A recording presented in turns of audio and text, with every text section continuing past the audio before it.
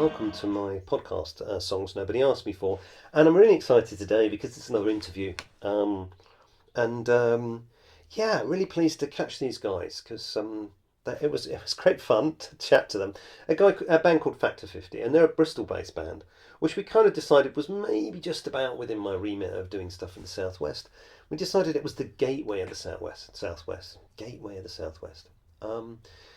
It's not been without its problems, this interview, and mainly because, as I get with some people, I had this with the Cat Rose interview, and I've recently had it with the two-header I did with Craig. In that sound quality wasn't great, and the videoing was done in, as I've said many times, actually a couple of times, the last couple of podcasts actually, it was done in portrait, and I was in landscape, so I had to sort of edit the whole, keep cutting and then making their picture bigger and then making mine look smaller, and because they were in a car park outside, the sound is quite poor. Not as poor as the famous one I did with the first one I did with Pav, bless him, when you could barely hear it and I had to put subtitles on. It's not like that, but they're a lot quieter than me and I'm quite loud on it, so I've had to work to adjust it. It's taken me hours to do, man, hours to do. But I wanted to do it. I wanted to make sure we were managed to use the interview, and I think we're pretty much there. So yeah, I hope you enjoy it and listen to their music, and I think they're a really interesting band, and I think their music is in many ways quite experimental, unusual.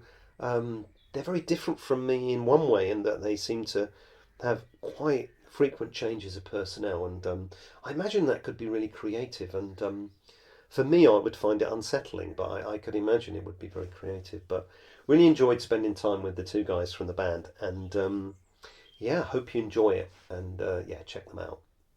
Here we go. So, one of you must be Eddie, I guess. Is that? That's me. That's you. And, My and name's who's Eddie. who's the other guy around the corner there? I'm Zach. Hello, Zach. How you doing? And I'm Nigel, and it's really, really great to have you on here. And we'll try our best. And if I'm starting this now, I would say that you guys are recording around the corner. You're in front of a funeral parlour, and that's kind of pretty cool, really, isn't it? I mean, it's kind of about as much as one can do when you're trying to live on the edge, really, isn't it? It's kind of Yeah. yeah. Yeah, we And actually sorry. saw some, it's actually depressing, saw some people get loaded in a funeral party yesterday while we were recording. That does sound pretty That was depressing, quite but as bad. long as it's not you, it's Yeah. okay. Yeah. No Yeah. keeling over while you're talking to me either. So look, let me tell you. I don't know whether you've had a chance to have a look at the podcast at all. But essentially, what happened for me here was, so I started this process after sort of playing a gig where I kind of worked out that really nobody was listening to us, and sort of got into this very miserable place because people were saying, "Oh, why don't you play a few covers?" And it's kind of, "Oh, covers are great." And so I started this podcast as a bit of a pity party, really, and then moved into sort of thinking, "Yeah, but I really enjoy doing this," and moved from that into sort of catching up with other musicians and people who do original music, really. And I think you guys are the sort of furthest afield for me.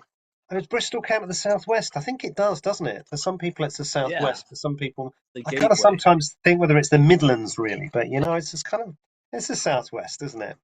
It's southwest. It's the gateway to the southwest. It's not the proper southwest, though. It's not the south. Definitely not the It's south. Yeah. the west, But isn't it? Gateway to the southwest. I'm liking that. I'm liking that. yeah.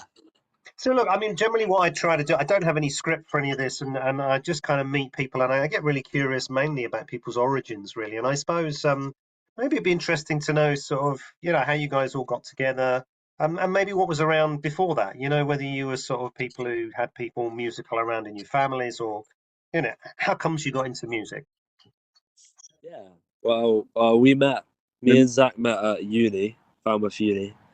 We're actually about a 10-minute walk away from the uni we went to. Yeah. Right now. We come back here quite a lot, actually, sort of like home base. Yeah. We've had quite a few different members in our band, so it's kind of cycles through. Right now, we got two other band members, Henry and Right. Flo, who we met in Bristol.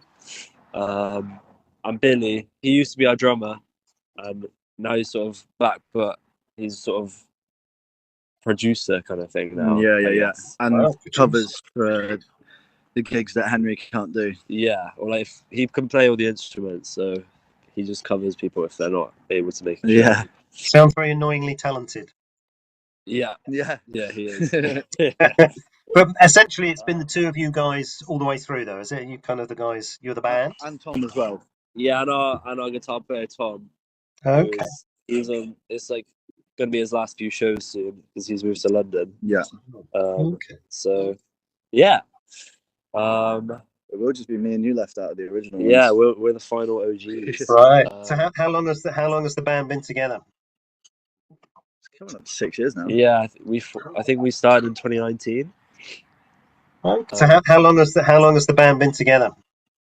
It's coming up to 6 years now. Yeah, I think we started in 2019. Okay. Yeah, we still going. Still going strong. Still going. You survived COVID. You survived all of that. Yeah. Yeah. We actually played a gig on the day that lockdown ended. That was really good. At the Kilogram Inn. Oh yeah. Yeah. That must have that been was a great That was very fun. And what I'm kind of feeling nerdy, but what did you study at university then? What did you kind of do there? We both studied music. I did popular music specifically. And I just did you do unpopular music then? I did unpopular music, yeah. I pretty much. I started on his course, but it was too boring. So Okay. Wow. But then again, at least I don't have pop music in my degree. Yeah. The world's fakest degree. Yeah. Wow. And there's so many opportunities for music and training and studying music these days, aren't there? I mean, and it's kind of. And is it something that you've now then just been trying to do full time? Is this what you're trying to do? It's definitely something I want to do. It would be nice to be able to do it full time, but yeah, I mean, we're putting a lot of effort in. I think I'm putting a lot of. It's actually a money sink. Yeah, I would yeah, say. definitely.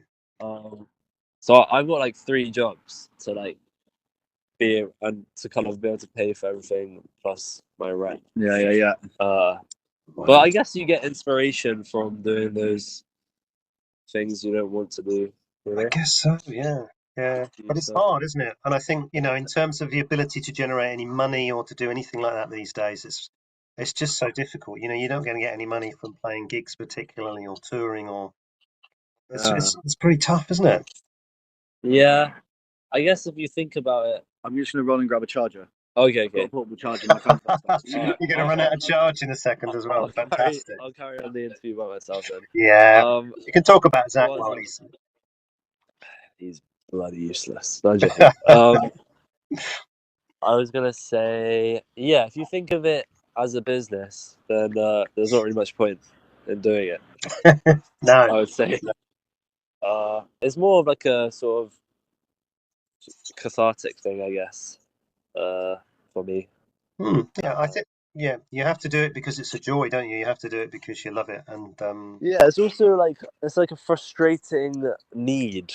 It feels like sort of like eating or drinking. Like if I don't write songs, then I feel like I'm like bottling something up. Yeah, definitely. Yeah. So. Yeah. I kind of think I said on a really early podcast that there were almost like 4 things you needed to succeed, and one was talent, one was hard work, and then you need an opportunity and you need luck. And sadly, the talent and the hard work, if you just had them, they're the most important things to me. They won't make you succeed, and the bits you've got to rely on are a chance, opportunity, and some luck sometimes. Yeah, and also like a lot of getting on with people, or like I mean I get on with everyone, but I don't think I have like the sort of we haven't got the kind of annoying attitude thing that I think sometimes like label people want.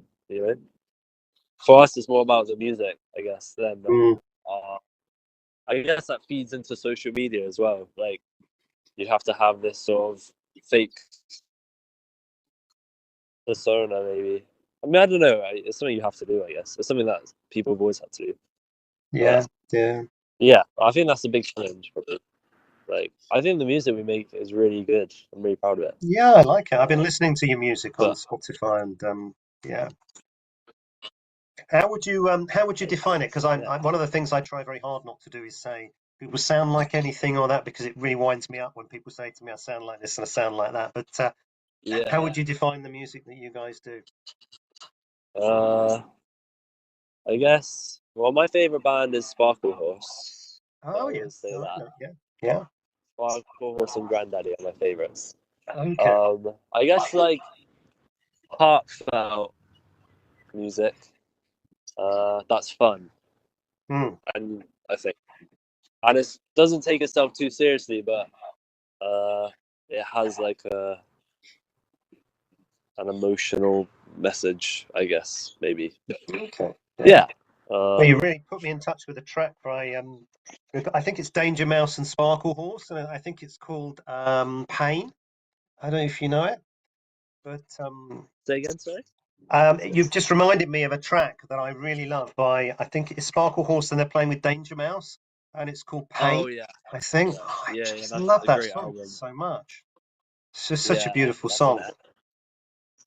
Yeah, he's amazing. Yeah. Rest So in there you go. peace. Get me. Yeah, See, I know what you're yeah. talking about, man.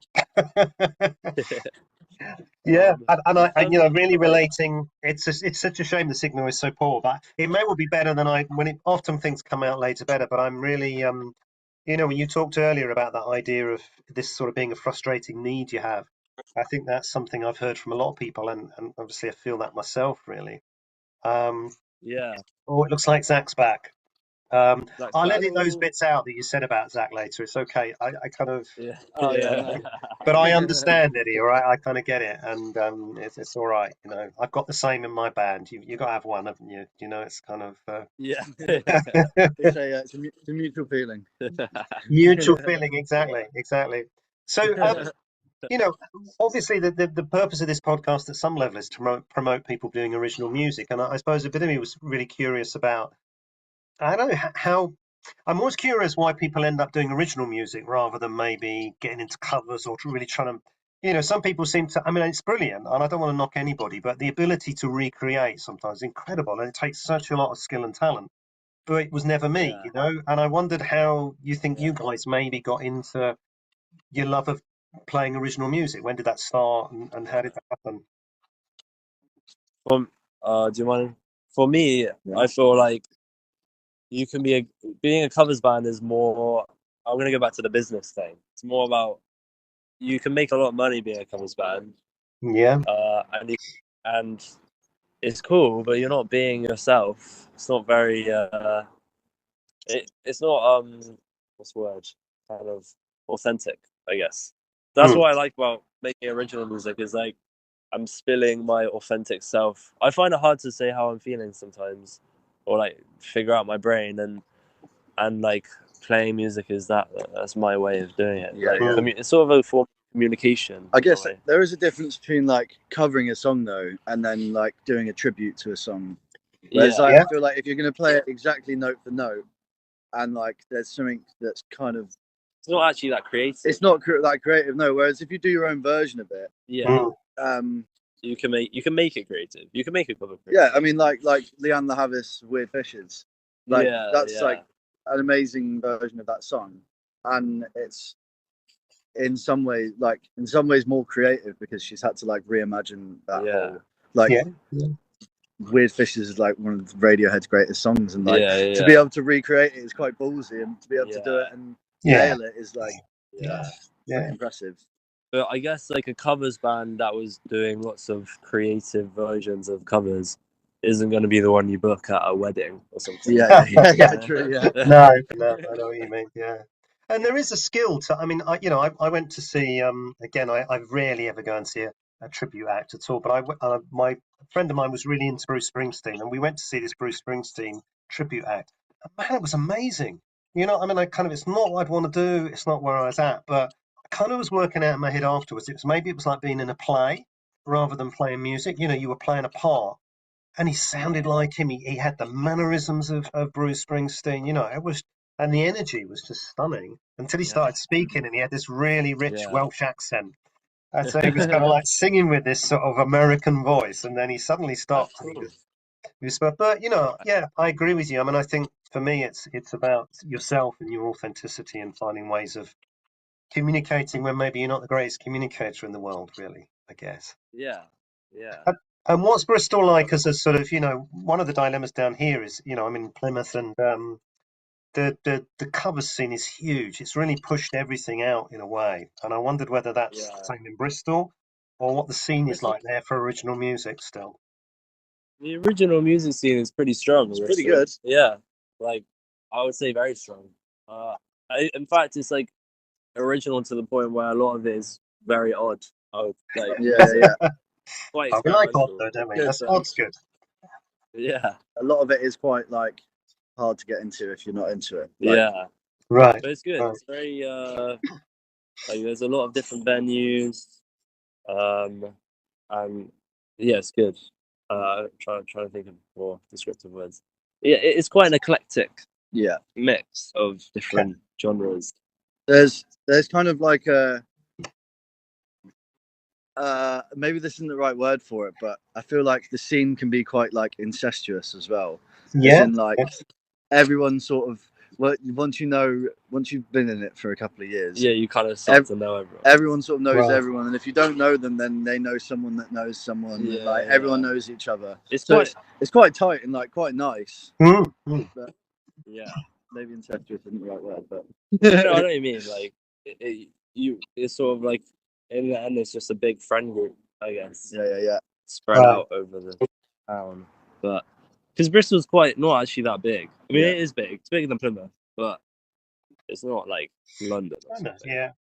Yeah. I know Bristol quite well. I did a master's degree up in Bristol many years ago. So yeah, I know it. I don't know what you mean. It's kind of small and big at the same time, really. Yeah, Bristol Village. That's what we Bristol say. Village.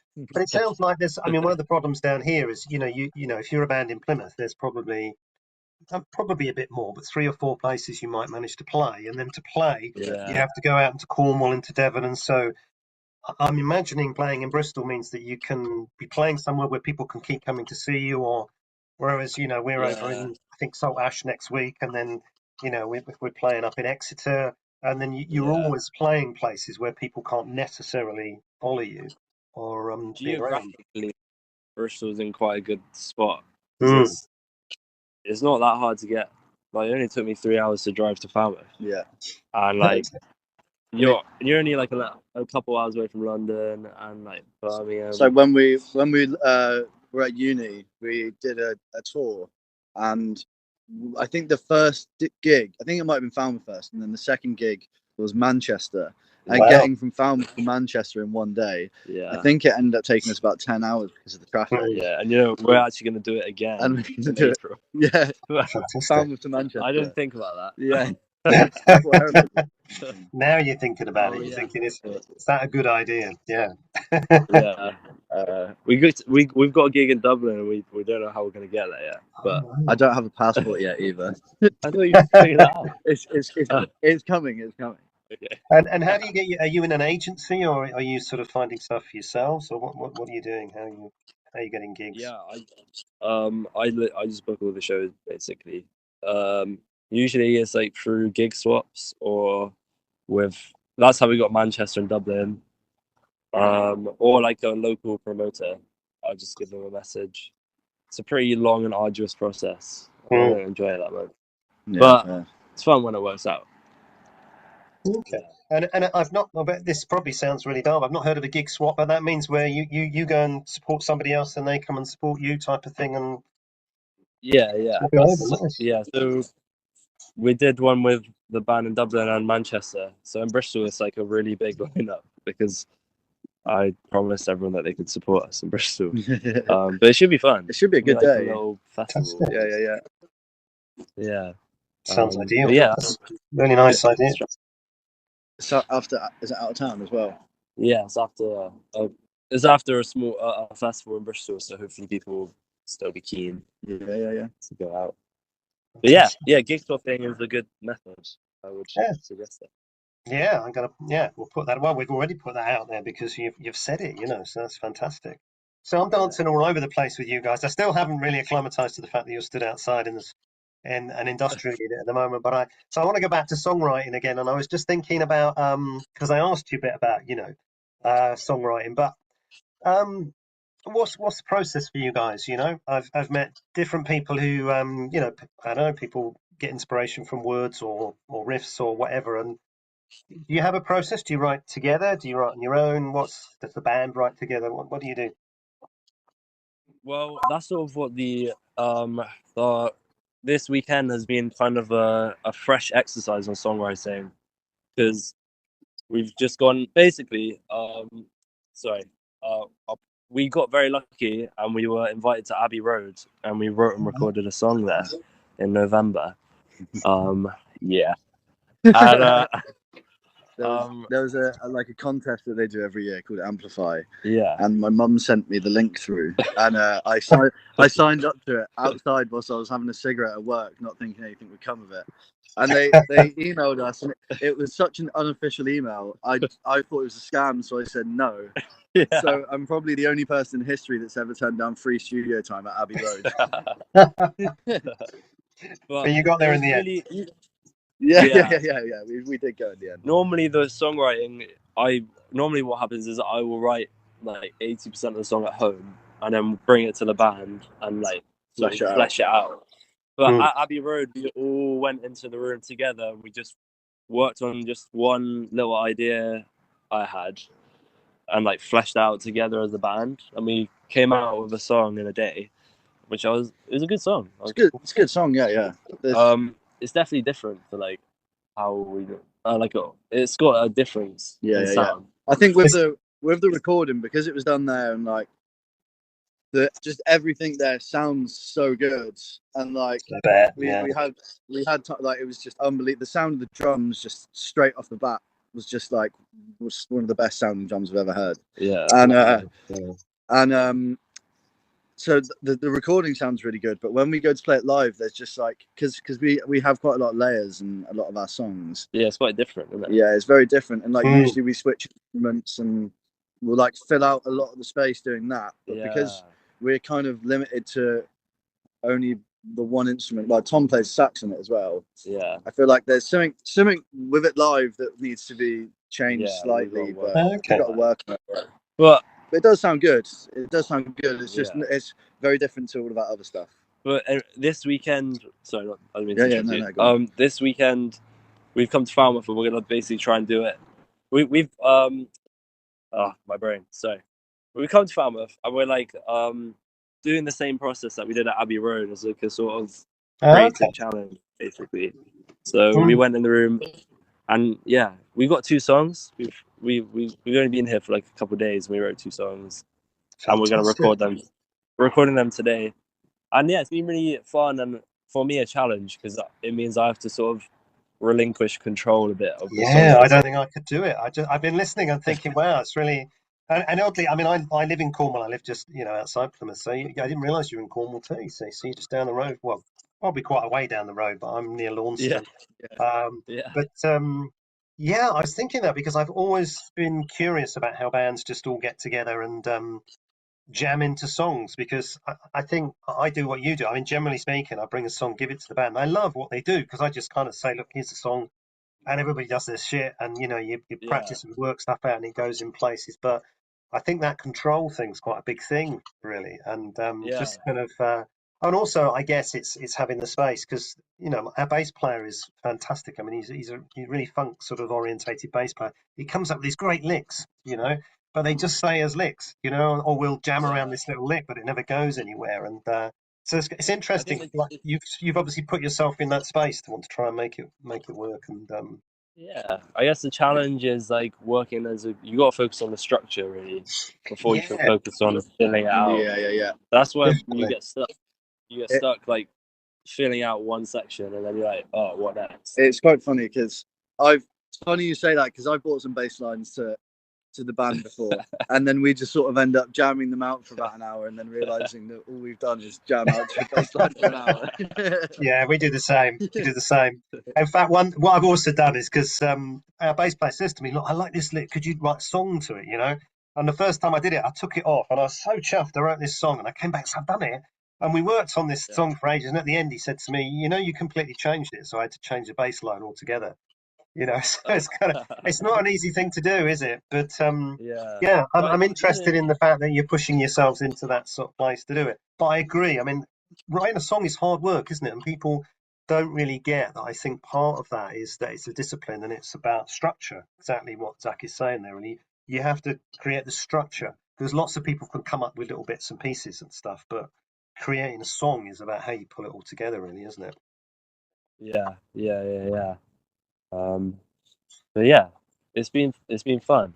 I'm like quite happy with the songs actually. Yeah. I think At first, it was quite difficult to like. yeah, it took me a bit. It took you a while to get into it, but Yeah. I think we took a break. I think because we had to set the whole studio up and everything, and so that took a while. Because I think we're basically just in a rehearsal studio, and we've just set it up, set up to some recording, and so it's a bit sort of sluggish.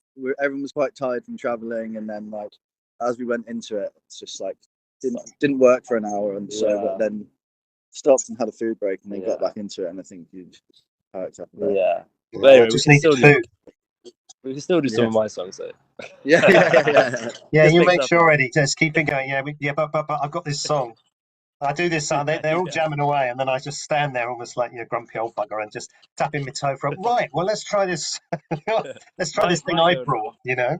Yeah. How comes you did it down in Falmouth? Then is it just tying in with you playing down there, or is that what made you decide to go down there to use the studio?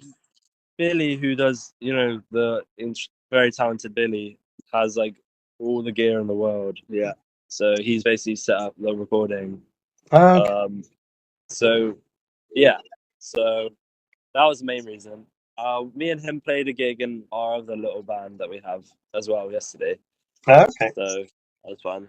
You happy with this, we also Zach? do. Eddie going off and playing in other bands? Like 10 different bands. Yeah. we do also try and find like any excuse to come down to Falmouth if we can. Yeah. Okay. Just like sort of nostalgic. Seaside town. Okay. Really Is nice it where you're from then? Is it where you're from? Where we went to uni. Yeah. Oh, right. I think because the signal was poor, I didn't hear that at the beginning. I thought you'd been in uni in Bristol. Okay, that all makes sense now. 'Cause I was thinking, well, they're very obsessed with Falmouth. I grew up in Bristol. Okay. I'm from Tavistock, which isn't that far away from Plymouth. No, I know Tavi. Yeah.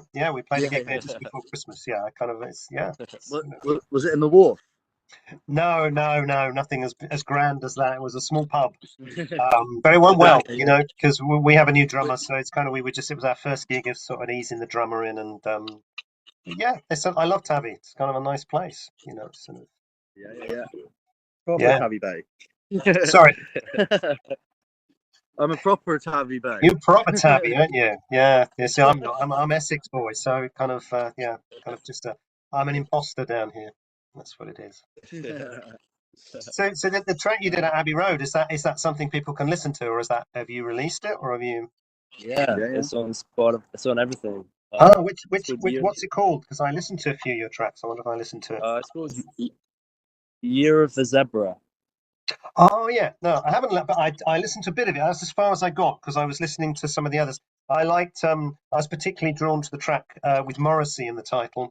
Marxist Morrissey was that? Yeah. That's an ancient one. That's like well, you've got to start early on.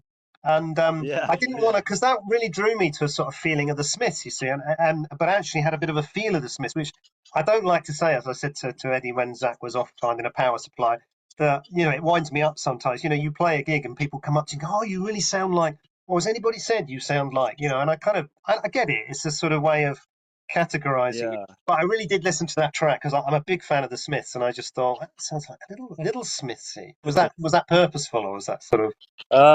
Kind of just happened by accident, yeah. And I did sound a bit like Morrissey in that one. Yeah. Everyone says that we're like pulp, and I think it's just because I'm ginger. Yeah. I'm skinny, but yeah. Yeah, I couldn't particularly feel pulp in it, but no. We get compared to Devo a lot because we have boiler suits as well. I guess visual. I don't know. Maybe people can pick out sounds from their eyes. Yeah. Yeah, just need the boiler suits. Oh, I shall have a listen to the Zebra song with renewed interest, curiosity Yeah, now. See if it feels different from the others. yeah. You should listen Um, to our new EP as well. I'm very proud of it. what's Really it good. called? Uh, it's, it's called Good News. Good news. Um, and we're releasing another EP on April the 3rd called The Core. Called what? The Core. The Core. It's a Okay. sort of strange Apple theme for some Ah, reason. Yeah, yes. yeah, Yeah, that sits with Uh, the studio, doesn't it? Yeah. yeah. yeah. But yeah, I'm really proud of those songs. Those are ones like that feel quite personal to me. I think Yes. we Fantastic. smashed them. There's some good stuff in there. Yeah. I reckon there is. Look, I'm probably going to finish with you in a minute, guys, because not because I want to, but because I'm always trying to keep these to about sort of 30, 40 minutes, Yeah. because people don't know any of us, and I figure that's probably enough time for people just to get a bit of a flavour of us, really. But look, it's really lovely to meet you. Thanks for giving me the time. Really, I know it's not been easy, Sorry but that we were late. Yeah, yeah, well, I'll let you off. It was okay. Yeah. I was just pottering around here and sort of playing a bit of music and stuff, so it was okay. Yeah. And really wish you well. And yeah, I'm going to say like a goodbye, and then I'll say goodbye. See what I mean? Because Yeah. obviously I'm recording this. So wish you well, and yeah, take care. Enjoy the recording, and yeah, keep at it really. And it's really great to hear that Bristol is a good place for original music. And I need to get some tips of where to come and try and get a gig, probably by the sounds of Yeah. it. Come down. Come But to yeah, Old England. we'll do a dig I, swap. I Yeah. have to come up. That's what I have to do. Yeah. Yeah, True. yeah, Yeah. yeah. Yeah. Right, I'm going to finish now and say goodbye. Thanks a lot, guys. Okay. Thanks. Goodbye. But can you really